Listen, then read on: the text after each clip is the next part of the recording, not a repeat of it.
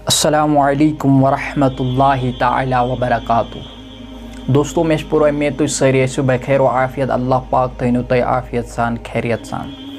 दोस्तों आज करो अकिस टॉपिकस पे कत, अकिस मौजूस पे कत यथ जन नाव छु पाकी का बयान। दोस्तों ये पाकी कता ज़रूरी सान खतर, अम बगैर हेको न नमाज या दीगर इबादत करित कह या तिम दुरुस्त कह। दोस्तों अत मुतालिक करो गोड़ आये करीमा बयान पत हदीस तो पत करो कह फ़िक़ही बहस अत मुतालिक मुख्तसरन। इंशाअल्लाह रहमान सान खतर वारिया फ़ायदेमंद तो बे वारिया मुफीद। अल्लाह ताला कुरान मजीदस अंदर फरमावन इन्नल्लाह युहिब्बुत तव्वाबीन व युहिब्बुल मुतत्तहिरीन। बेशक अल्लाह पाक तौब करन वालन तो बे पाक तो साफ रोजन वालन पसंद करान।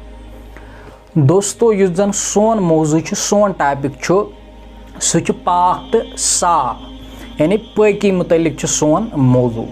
नंबर 1 अल्लाह पाक फरमावन यम पाक तो साफ रोजान तिम मे पसंद, तिम मे महबूब। दोस्तों नबी अकरम सल्लल्लाहु अलैहि वसल्लम फरमो अत-तहूरु शत्रुल ईमान। युस जन मुस्लिम शरीफुक हदीस शरीफ कि पाकी ईमानुक नसब हिस्सा। गो येल अस मज पाकी आसि जिस्मानी पाकी तो रूहानी पाकी सोन नसब ईमान मुकम्मल गसन।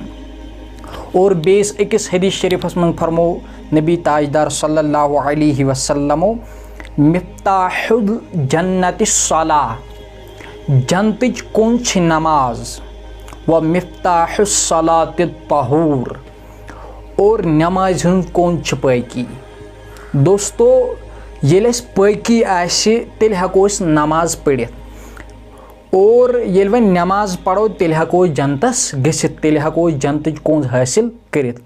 इसलिए अत पाकी मुतल्लिक कोता इल्म गसेस आसुन तेल हेकि सान नमाज दीगर इबादत दुरुस्त गसित। शरीयत मुताबिक तहारतस ज़ किस्म, अक गो हदस से पाकी, ब्या गो नजासत से पाकी। हदस से पाकी यथ जन तहारत हुक्मिया तह वनान, तो नजासत से पाकी यथ जन तहारत हकीकिया तह वनान। हदस मतलब क्या गो? हदस मतलब गो इंसान बेवजू यह कर वन अम निश पाकी हासिल, तो युस जन बेवजू अत पे ना हदस, या यह बेगुसल अत पे ना हदस।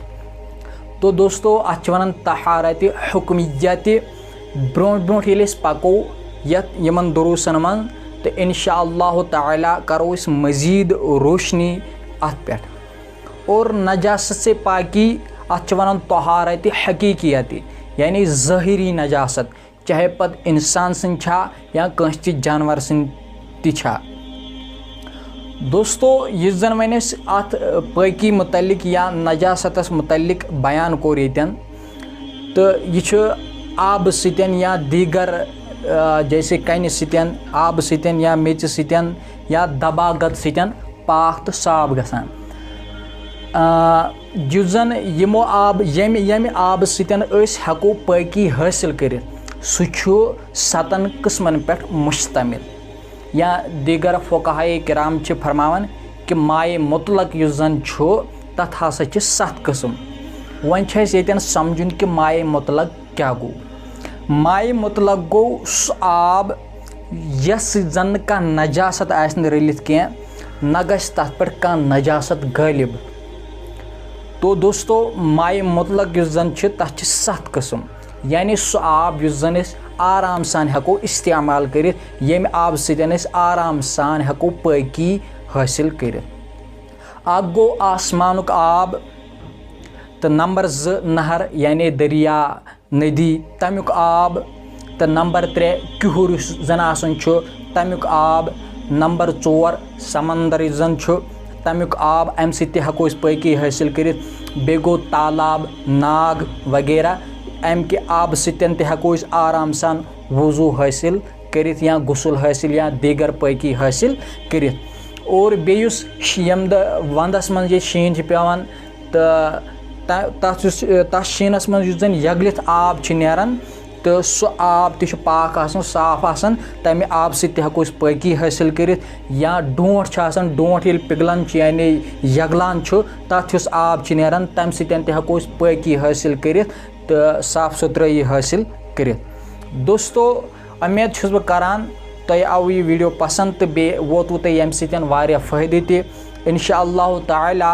अगर तह यम वीडियो सत फ़ायदे वोत तो यह करो ब्रोह कन शेयर तिकाज तुहंद जरिए वाति बे तंस फ़ायदे।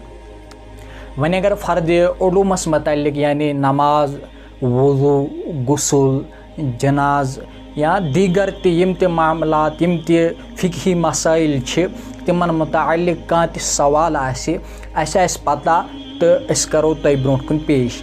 अस पाई अस करो किताबन हिंद जरिए मालूम या कंसे आलिमस सत करो रब्त तो तय ताम वातनाओ तथ मसलस जवाब इंशाअल्लाह ताला। तो बेस वीडियोस ताम दियो इजाज़त। अस्सलामु अलैकुम व रहमतुल्लाहि व बरकातुहू।